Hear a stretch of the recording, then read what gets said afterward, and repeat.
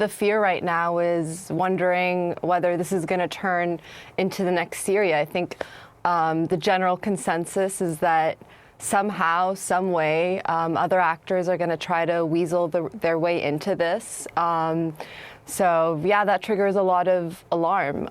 This is going to turn into another proxy war. You know, obviously, Sudan is a very agriculturally rich country, and there's just been a lot of talk just because there's so many international actors and countries that have legitimate interest there, and they might be going into this with not the best intention. So I think that those fears are amplified by the fact that neither side appears to be willing to back down, and at the end of the day, it's civilians that are probably going to bear the brunt of that.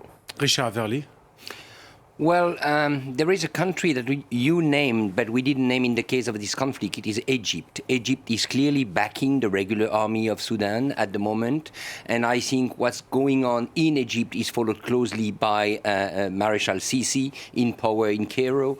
The other thing I wanted to say is preparing this program, I spoke with some friends from the International Committee of the Red Cross, and they have a lot of difficulty to access the ground, to rescue wounded people, to eventually cater for prisoners of war. So it's really a mess, and we don't see it because we're very far away, but I believe it's a very bloody, and when we talk about 400 dead, I believe the figure is probably much higher than that. Yeah, difficult to count. A regional spillover never far, what with armed conflict in 5 of the 7 countries that surround Sudan, and various militias inside and across the border who are always looking for some outside backing.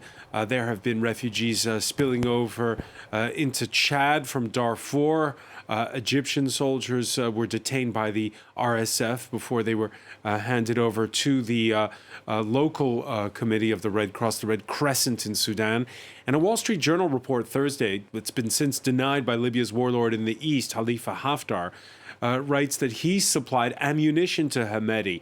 The previous day, as Cairo was working to evacuate its troops present in Sudan, the country's president, who Richard Verly just mentioned, and who, by the way, happened to attend the same officers' training school as General Buran, denied that he was choosing sides.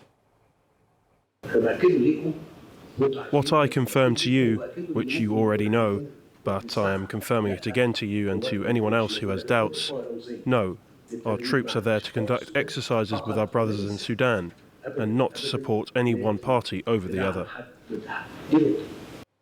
Patrick Smith, your reaction to that? I think it's another piece of fiction.